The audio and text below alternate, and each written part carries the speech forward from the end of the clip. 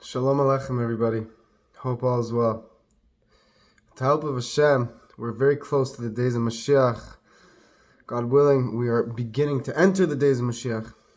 A very nice idea that we have to, I think it'd be a good idea to get ourselves involved with, is the idea that in order to hasten, to accelerate the process of redemption, we have to prepare ourselves for the redemption, prepare ourselves for the days of Moshiach.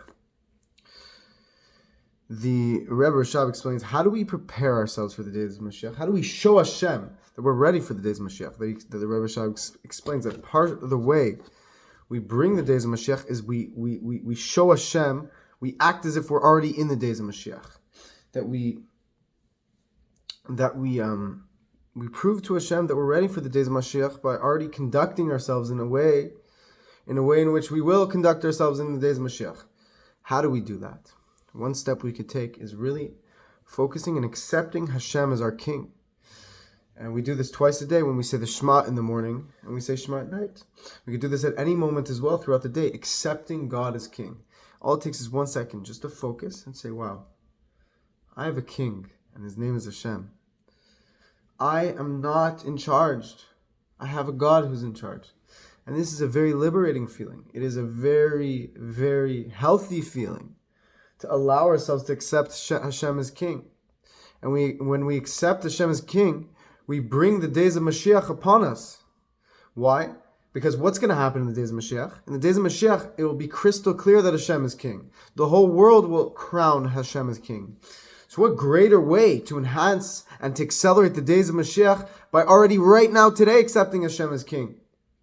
And when we do that, we prepare the entire world, and it's contagious. And the people around you will also be involved in this process of crowning Hashem as King. And when we do that, maybe today, the Mashiach will come. Another way to also help enhance and accelerate this process is to be besimcha, to be joyous. And to show Hashem that we expect Mashiach to come. Not to just want Mashiach to come. Of course we want Mashiach, but we have to take it a step further. We have to expect Mashiach to come.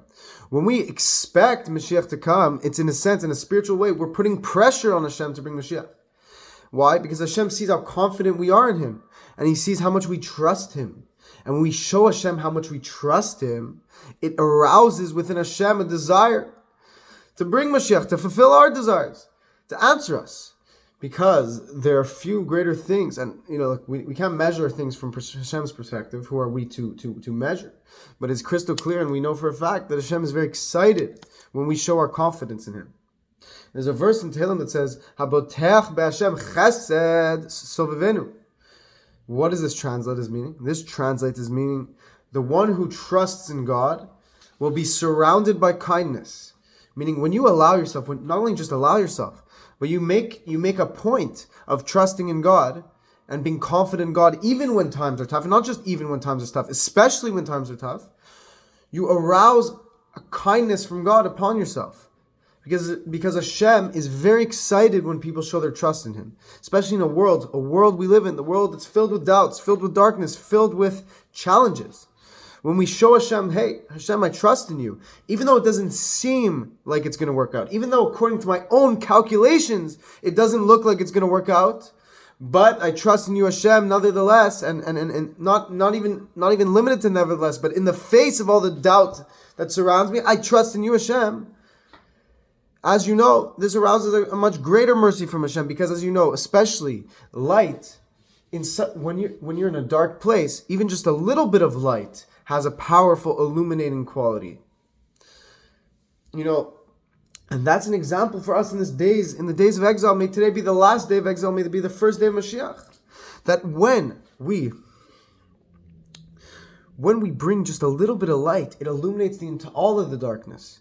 So too, and actually the darkness allows the light to shine brighter because you see the contrast. So too, when you know what darkness is, you make yourself a vessel to know what the light is. That is why Hashem put our souls into this world, to allow us seemingly to be separated from God, but only for the purpose of the reunification with God. That as you know, As much as you love someone, if you're with them your entire life, you never really feel the excitement of being reunited with someone. Because when you're reunited with someone, it arouses a much greater love for that person that was hidden before. So too in us, and how much more so in our relationship with God. Seemingly Hashem hides himself at times. But in the days of Moshiach, Hashem will shine forth his glory. And the whole world will see God.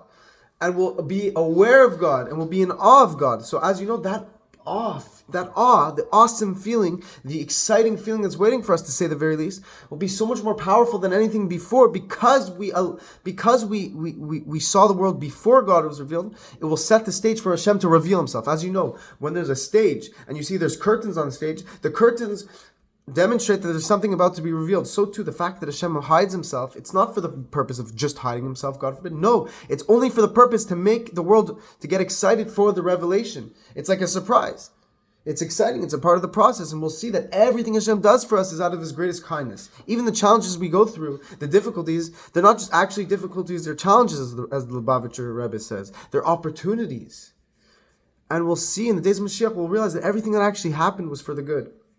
But we're not satisfied with that right now, because we want to see it. We want to feel it.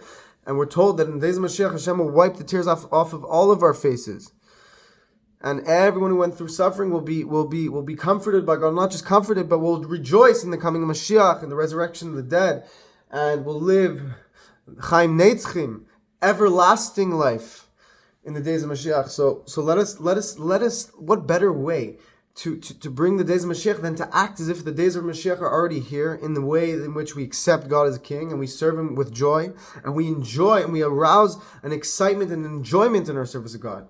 That is the greatness of Chassidus, and that is the greatness of this generation we're living in, and with such a strong godly revelation in the Torah that's being revealed in this world, that when a person comes to a place where he enjoys serving God, and doing mitzvahs is his amusement, and when we come to that through learning Torah, it arouses within us the ability to enjoy serving God, and to serve God with joy. Because when you serve God with joy, you make yourself a much greater vessel for Hashem to be revealed. Hashem wants us to be happy. This world was meant for us to be close to him. So let us do just that. Let us accept God as our King. And let us show God that we're confident that he's going to redeem us today. And with that, we will make the world a dwelling place for God. And that is what Hashem wants. He wants to feel at home in this world. And when someone feels at home, he could reveal himself. So too, when we make Hashem feel at home with us, he reveals himself to us. Let today be the day that everything is open and revealed. God bless you all.